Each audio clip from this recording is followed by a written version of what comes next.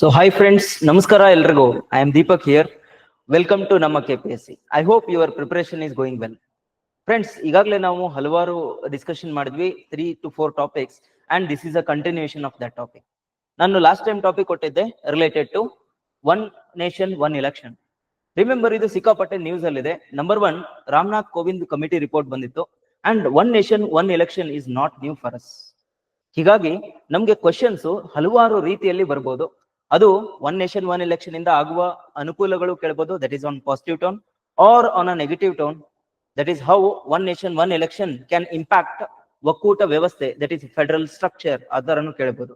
ಅಥವಾ he can make a blend of both the topics. Here yesterday's assignment given for you was related to the topic. ಅದೇನಿತ್ತು? Challenges and opportunities for Indian democracy. I gave a topic in such a way that I made a blend of both positive as well as negative. So remember friends, before we move on to this discussion, I will tell you what exactly a 360-degree view for this topic will be. Number 1, see, one nation, one election. One nation, one election. Idನ್ನ ನಾನು study ಮಾಡೋಕ್ಕಿಂತ ಮುಂಚೆ we should know what exactly is democracy. ಪ್ರಜಾಪ್ರಭುತ್ವ ಅಂತ ಅಂದ್ರೆ ನಿಮ್ಗೆ ಈಗಾಗಲೇ ಗೊತ್ತಿದೆ friends. Democracy is having two parts. One is direct democracy, another is indirect democracy. I hope you are aware what is this direct democracy. ನಾವು ನೀವು direct ಆಗಿ election ಮಾಡ್ತೀವಿ. We will send MLAs and MPs to the parliament and state legislature, right? This is called direct election. And sometimes we also see indirect elections in Prajaprabhutva. That is, we elect some representatives and these representatives, that is MLAs or some other representative, they will elect their higher ups. Okay, especially for example the MPs in Rajya Sabha and the MLAs in council, state council, ಇವಕ್ಕೆ ಏನಂತ ಹೇಳ್ತೀವಿ? Indirect democracy ಅಂತ ಹೇಳ್ತೀವಿ. I hope you got an idea. Now the question is one nation one election. ಯಾಕೆ news ಅಲ್ಲಿ ಇತ್ತು? Ramnath Kovind committee ವರದಿ ಬಂದಿದೆ, ಒನ್ ನೇಷನ್ ಒನ್ ಎಲೆಕ್ಷನ್ ನ ರೆಕಮೆಂಡ್ ಮಾಡಿದ್ದಾರೆ. And remember friends, this is not new for India. ನಮ್ಗೆ ಈಗಾಗಲೇ ಗೊತ್ತಿದೆ 1951 ಇಂದ 1967 ವರೆಗೂ we had setup in such a way that INC ಇದಿದ್ದು ನ್ಯಾಷನಲ್ ಅಲ್ಲೂ ಇತ್ತು ಅಂಡ್ ಸ್ಟೇಟ್ ಲೆವೆಲ್ ಅಲ್ಲೂ ಕೂಡ ಗವರ್ನಮೆಂಟ್ ಫಾರ್ಮೇಶನ್ ಮಾಡಿತ್ತು. That means one nation one election ಈ ಸೆಟಪ್ ನಮ್ಮ ಭಾರತಕ್ಕೆ ಏನ್ ಹೊಸದಲ್ಲ, ರೈಟ್? ಸೊ ಅದು ಗೊತ್ತಿರಲಿ. ಇದಾದ್ಮೇಲೆ ನಾವೇನ್ ನೋಡಿದ್ವಿ? ಕೋಲೇಷನ್ ಪಾರ್ಟಿ ನೋಡಿದ್ವಿ ಇನ್ 1967. ಈ ಕೋಲೇಷನ್ ಪಾರ್ಟಿ ಆಗ್ಲಿಕ್ಕೆ ಹಲವಾರು ರೀಸನ್ಸ್ ಇತ್ತು. ಒಂದು, ಪೊಲಿಟಿಕಲ್ ಡಿಸ್ಟೆಬಿಲೈಸೇಷನ್ ಆಗಿತ್ತು ಸ್ಟೇಟ್ಸ್ ಅಲ್ಲಿ, ಹಾಗೂ ಹಲವಾರು ರೀತಿಯ ಸಮಸ್ಯೆಗಳನ್ನು ಕೂಡ ನಾವು ಸೆಂಟ್ರಲ್ ನೋಡಿದ್ವಿ, whether it is in the form of issue of food security, right? Land reform delays ಆಯಿತು. ಇದಾದ್ಮೇಲೆ ನಾವು ಹಲವಾರು ರೀತಿಯ ಇಶ್ಯೂಸ್ ಲೈಕ್ ಎಮರ್ಜೆನ್ಸಿ ಹಾಗೂ ಲೋಕಲ್ ಗ್ರೀವಾನ್ಸಸ್ ಕೂಡ ಎಮರ್ಜ್ ಆಗ್ತಾ ಇತ್ತು, ಲೈಕ್ ದ್ರವಿಡ ಮೂವ್ಮೆಂಟ್, ಇವೆಲ್ಲ ಸ್ಟಾರ್ಟ್ ಆಗಿತ್ತು. ಸೊ ಅದಕ್ಕೋಸ್ಕರ ಏನ್ ನೋಡಿದ್ವಿ ನಾವು? ಲೋಕಲ್ ಲೆವೆಲ್ ಅಲ್ಲಿ ಸ್ಟೇಟ್ಗಳು ಕೋಲೇಷನ್ ಗವರ್ಮೆಂಟ್ ಇಂದ ಆಗ್ಲಿಕ್ಕೆ ಸ್ಟಾರ್ಟ್ ಆಗಿತ್ತು. ಸೊ ದಿಸ್ ಈಸ್ ದ ಹಿನ್ನೆಲೆ, ರೈಟ್? ಬಟ್ ನಮ್ ಕ್ವಶನ್ ಯಾವ ತರ ಬರ್ಬೋದು? Here I have given a topic, that is one nation one election. Friends, ಈ ಟಾಪಿಕ್ ನಾನು ಹೋಗೋಕ್ಕಿಂತ ಮುಂಚೆ ನಿನ್ನೆ ಒಂದಷ್ಟು ಕ್ವೆರೀಸ್ ಬಂದಿತ್ತು. ನಿಮ್ಮ ಎಕ್ಸಾಮಿನಲ್ಲಿ ನೀವು ಕರೆಂಟ್ ಅಫೇರ್ಸ್ ಹಾಕ್ಬೋದಾ ಅಥವಾ ಡೈಗ್ರಾಮ್ಸ್ ಹಾಕ್ಬೋದಾ ಅಂತ. Remember friends, you can add as many current affairs as possible, ಆದ್ರೆ ಡೈಗ್ರಾಮ್ಸ್ ಗಳನ್ನ ನೋಡ್ಕೊಂಡು ನೀವು ಆಡ್ ಮಾಡಬೇಕು ಎಸ್ಸೆದಲ್ಲಿ, ಎಸ್ಪೆಷಲಿ ಎಸ್ಸೆದಲ್ಲಿ. Diagram should be more appealing and it should be self explanatory, ಅಂದ್ರೆ ಮಾತ್ರ ಡೈಗ್ರಾಮ್ ಹಾಕಿ. ಫಾರ್ ಇನ್ಸ್ಟೆನ್ಸ್, ನದಿಗಳ ಜೋಡಣೆ. ಈ ನದಿಗಳ ಜೋಡಣೆಗೆ ನಾನು ರಿವರ್ ಸಿಸ್ಟಮ್ ಮ್ಯಾಪ್ ಹಾಕಿದ್ರೆ ಅಷ್ಟು ಸಮಂಜಸವಾಗಿರೋದಿಲ್ಲ. So you should draw the diagram in such a way that ಆ ಡೈಗ್ರಾಮ್ ನದಿಗಳ ಜೋಡಣೆಯನ್ನ ತೋರಿಸಬೇಕು, ಅಲ್ಲಿರುವಂತಹ ವಿವಾದಗಳು ಅಥವಾ ಸಮಸ್ಯೆಯ ಬಗ್ಗೆ ಕನ್ವೆ ಮಾಡಿರ್ಬೇಕು. ಆ ತರ ಡೈಗ್ರಾಮ್ಸ್ ಯೂಸ್ ಮಾಡಿ. ಸೊ ನಮ್ ಟಾಪಿಕ್ ಬರೋಣ. ಟಾಪಿಕ್ ಏನ್ ಹೇಳಿದೆ ನಾನು? One nation one election. ಇಲ್ಲಿ ಚಾಲೆಂಜಸ್ ಏನಿದೆ ಹಾಗೂ ಅಪಾರ್ಚುನಿಟೀಸ್ ಏನಿದೆ ಅಂತ ಹೇಳಿದೆ. Remember friends, whenever you see such topic, what is the premise of the topic here? ನನ್ನ ಪ್ರಿಮೈಸ್ ಏನಿದೆ? The first is I should tell the reader one nation one election ಅಂದ್ರೆ ಏನು ಅಂತ ಹೇಳ್ಬೇಕು. Then also the first idea for the essay is challenges. That means negative tone ದಲ್ಲಿ first ಯೋಚನೆ ಮಾಡಬೇಕು ಈ ಎಸ್ಸೆದಲ್ಲಿ. ಇದಾದ ಮೇಲೆ I should also think for opportunities, right? And also remember friends, whenever you think for such topic, even you can add some successful stories in India as well as international level where you would have seen such setup. Okay, ಇದನ್ನ ನಾವು discuss ಮಾಡೋಣ. Remember, in this essay my introduction will be either of these ways. ನಾನು ಇಲ್ಲಿ ಹಲವಾರು ರೀತಿಯ introduction ಕೊಟ್ಟಿದ್ದೀನಿ. Even I have attached the synopsis in the description. You can see the other two alternatives have been given. ನಾನು ಈ ಎಸ್ಸೆಗೆ introduction ಈ ತರ ಹಾಕ್ತೀನಿ. I will start writing introduction. Okay, I already told you, considering the 1500 word limit ಅಂತ ಅನ್ಕೊಂಡ್ರೆ ಎಷ್ಟು page ಬರೀಬೇಕು? We will write 2 pages of introduction. Introduction ಅಲ್ಲಿ ಏನ್ ಕನ್ವೆ ಮಾಡ್ತೀನಿ? I will start with, in this essay, a quotation. Okay, you can start with a quotation or you can start with a story or some interesting note. Here I made an effort to start with a quotation. See here, I will open the essay with a quotation which shows one nation, one vision, one mandate. ಇದು efficiency ಹಾಗೂ true democracy ಅಂತ ಹೋಗ್ತಾ ಇದೆ. ಈ ನಿಟ್ಟಿನಲ್ಲಿ one nation one election ಅನ್ನೋದು ಒಂದು ಹೊಸ ತಿರುವನ್ನ ಪಡಿತಾ ಇದೆ. ಯಾಕೆಂದ್ರೆ ರಾಮನಾಥ್ ಕೋವಿಂದ್ ವರದಿ ಪ್ರಕಾರ ಒನ್ ನೇಷನ್ ಒನ್ ಎಲೆಕ್ಷನ್ ಮಾಡಿದ್ರೆ we can save lot of money, even we can enhance the voter turnout. ಈ ತರ ಇಂಟ್ರೆಸ್ಟಿಂಗ್ ನೋಟ್ ಅಲ್ಲಿ ನಾನು ಸ್ಟಾರ್ಟ್ ಮಾಡ್ತೀನಿ. Quotation linking with current events and then I will start the introduction. ಈ ತರ convey ಮಾಡ್ಬಿಟ್ಟು you should also convey in the introduction the two part, the key words. ಒಂದು challenges as well as the opportunities. ಈಗ ನಾನೇನ್ ಹೇಳಿದೆ introduction, ಇದನ್ನ 2 ಪ್ಯಾರಾದಲ್ಲಿ ಬರಿತೀನಿ. The quotation as well as the Kovind committee, what is its efficacy. Then in the third para, I will write, however, some critics are highlighting the issues like some challenges. You will write there. Challenges ಏನು? One nation one election ಇದು ಪ್ರಜಾಪ್ರಭುತ್ವದ against ಇದೆ. ಹಲವಾರು ರೀತಿಯ ಸಮಸ್ಯೆಗಳನ್ನ ನಾವು ನೋಡ್ತಾ ಇದೀವಿ, ಇದ್ರ ಬಗ್ಗೆ ಚರ್ಚೆ ಆಗ್ತಾ ಇದೆ. That is third para. However, there exist opportunities also, which we will discuss in the subsequent part of the essay. ಈ ತರ ಇಂಟ್ರೊಡಕ್ಷನ್ ಹಾಕ್ತಾರೆ. Remember friends, introduction is all about conveying the key words of the topic, number 1. And also you should make the introduction more interesting. That is the efficacy or nuance of the introduction. I hope you got an idea for introduction. And in my description you can see the other alternatives also. Story ಮುಖಾಂತರ ಹಾಗೂ ಹಲವಾರು facts, data ಮುಖಾಂತರ ಕೂಡ start ಮಾಡಬಹುದು. So this was my introduction. Now we will go to the body. Remember friends, whenever you go to the body, okay, you should feel like you are writing for a 10th standard student. Andre basics inda start ಮಾಡಬೇಕು. Before I venture into one nation one election, right, what I should do? In the third page, that is in the third page of the essay, I should give what exactly election is all about. Election ಅಂದ್ರೆ ಏನು, ಹಾಗೂ ಈ election process ಯಾರ್ಯಾರು ನೋಡ್ಕೋತಾರೆ, ಹೆಂಗೆ evolution ಆಯ್ತು, ಇದ್ರ ಬಗ್ಗೆ ಇವು ಮೂರರಲ್ಲಿ ಯಾವ್ದಾದ್ರು ಒಂದು ಮಾಹಿತಿ ಕೊಡಿ. We call this as giving back ground for the essay. ಇಲ್ಲಿ ನಾನು ಬ್ಯಾಕ್ ಗ್ರೌಂಡ್ ಏನ್ ಮಾಡ್ತೇನೆ? Election process. ನಾನು ಈಗಾಗಲೇ ಹೇಳಿದೆ, ನಮ್ಮ ಭಾರತ ದೇಶದಲ್ಲಿ ಯಾವ ತರ ಇಲೆಕ್ಷನ್ ಸೆಟಪ್ ಇದೆ. We have both the type of election setup. One is direct democracy, another is indirect democracy. You can start with that.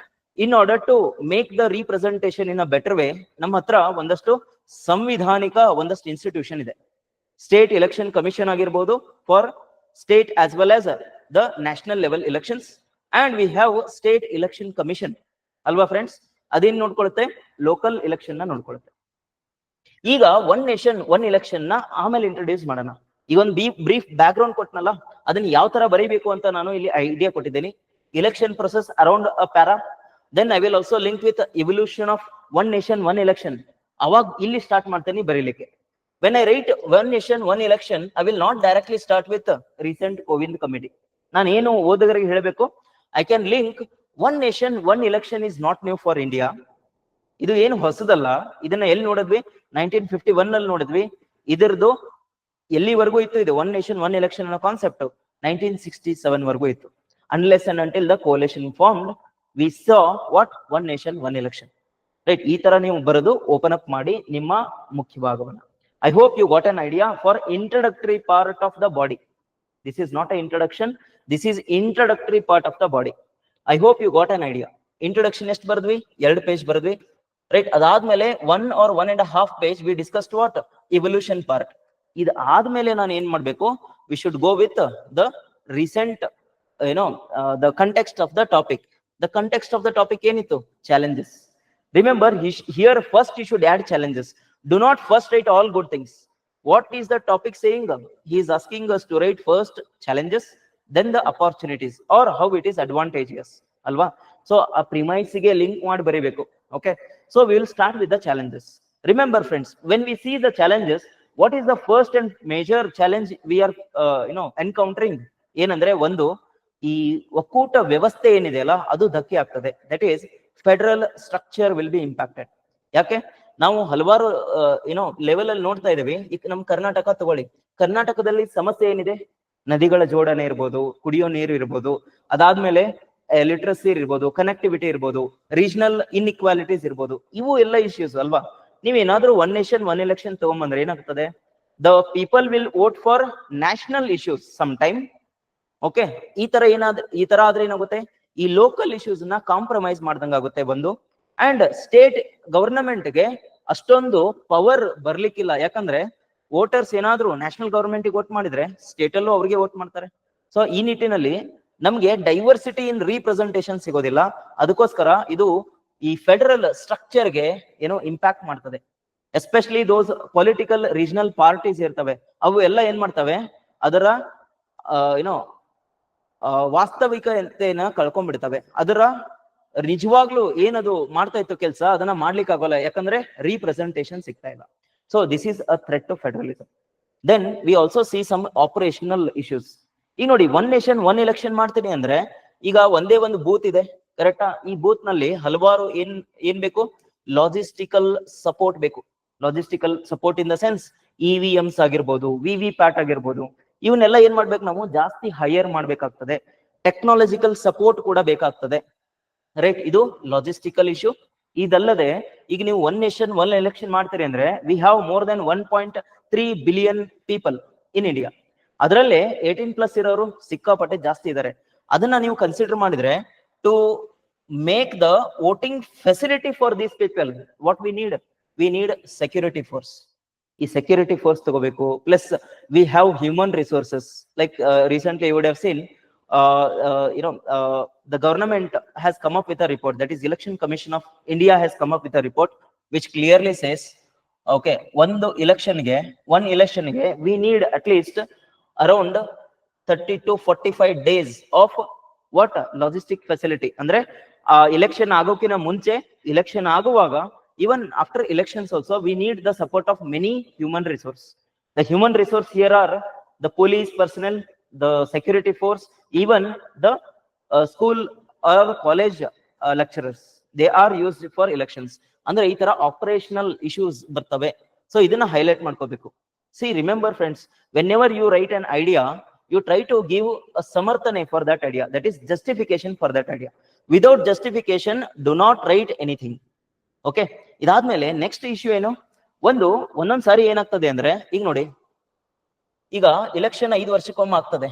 ಆದ್ರೆ ಒಂದೊಂದ್ ಸ್ಟೇಟ್ ಅಲ್ಲಿ ಏನಾಗ್ತದೆ? ರೀಸೆಂಟ್ ಆಗಿ ಎಲೆಕ್ಷನ್ ಆಗಿರ್ತದೆ, ಲಾಸ್ಟ್ ಇಯರ್ ಆಗಿರ್ತದೆ, 2 ವರ್ಷ ಹಿಂದಾಗಿರ್ತದೆ. ಅವ್ರದ್ದು ಗತಿ ಏನು? ಕರೆಕ್ಟಾ? That means what will happen there? It will lead to premature dissolution. Okay, ಈಗಾಗಲೇ ಕೆಲಸ ಮಾಡ್ತಿರ್ತಾರೆ, ಅವ್ರನ್ನ ಫೋರ್ಸ್ಫುಲಿ ನೀವ್ ಏನ್ ಮಾಡ್ದಂಗಾಯ್ತು?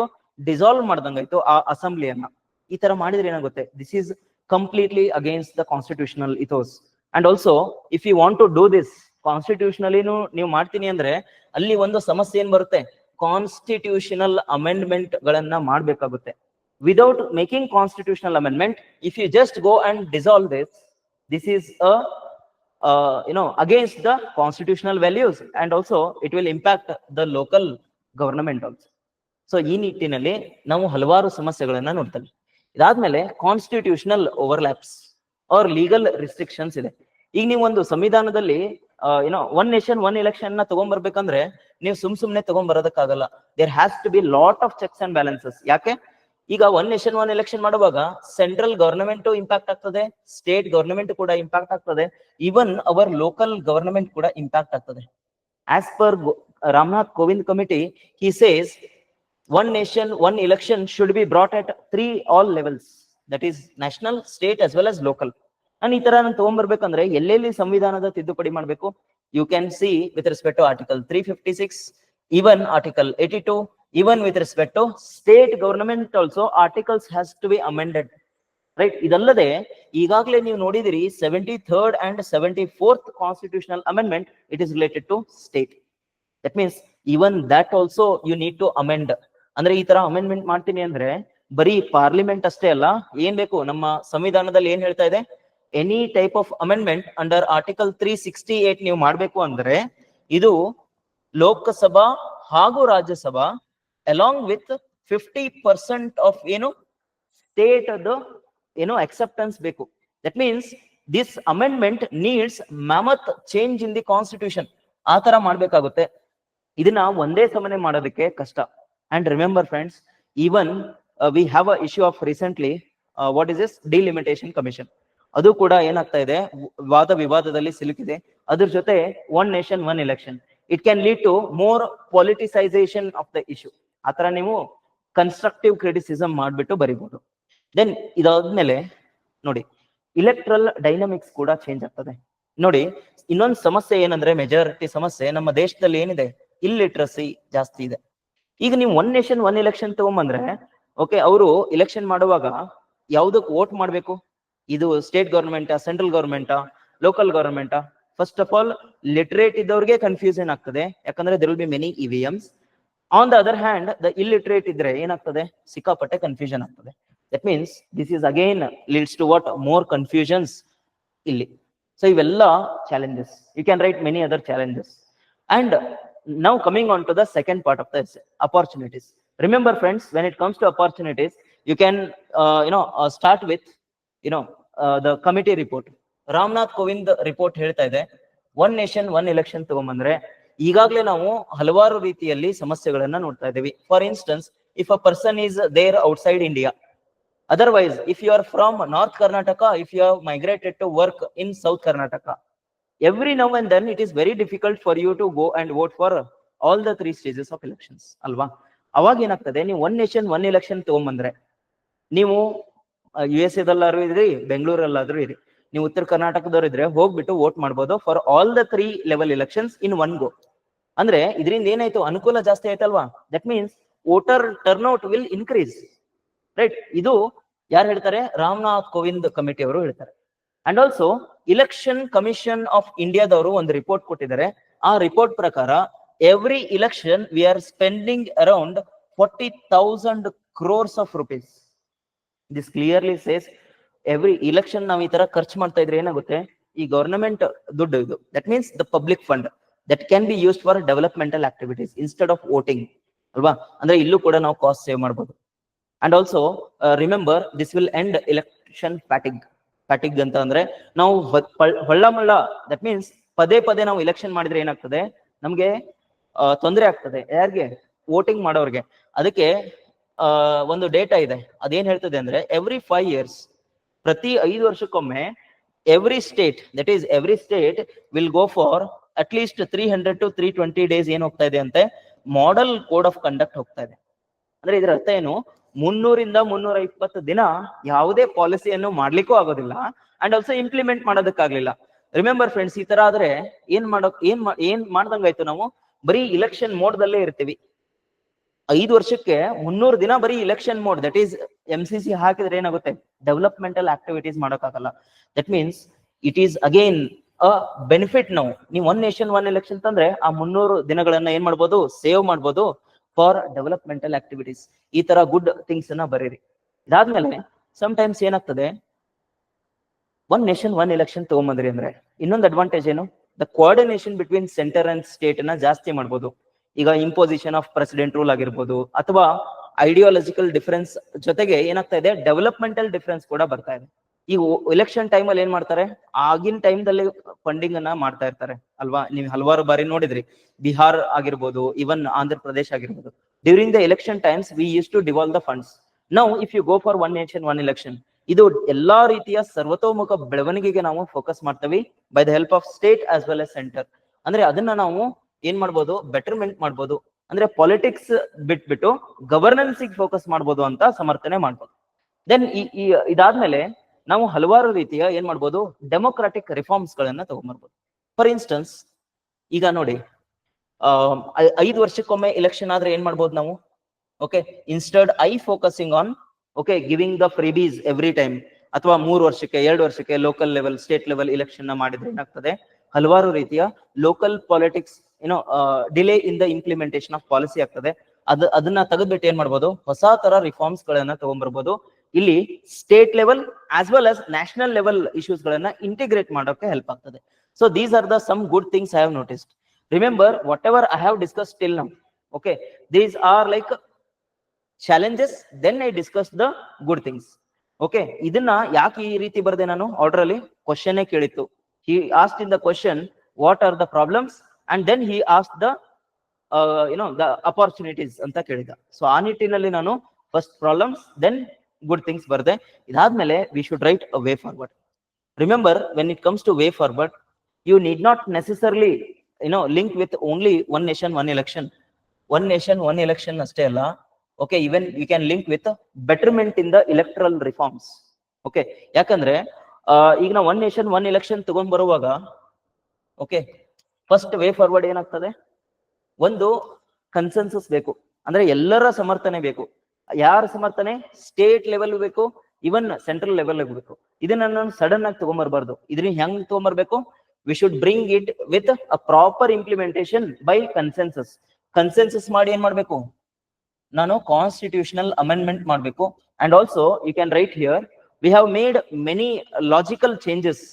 Okay, when the federalism was affected. For instance, ಈ GST ಗೊತ್ತಲ್ವಾ ನಿಮ್ಗೆ? GST ಮಾಡಿದಾಗ ಏನ್ ಮಾಡಿದ್ವಿ? We have put some clauses in such a way that ಈ ಸರ್ವಿಸ್ ಟ್ಯಾಕ್ಸ್ ಸ್ಟೇಟ್ ಲಿಸ್ಟ್ ಇಂದ ತೆಗೆದ್ಬಿಟ್ವಿ.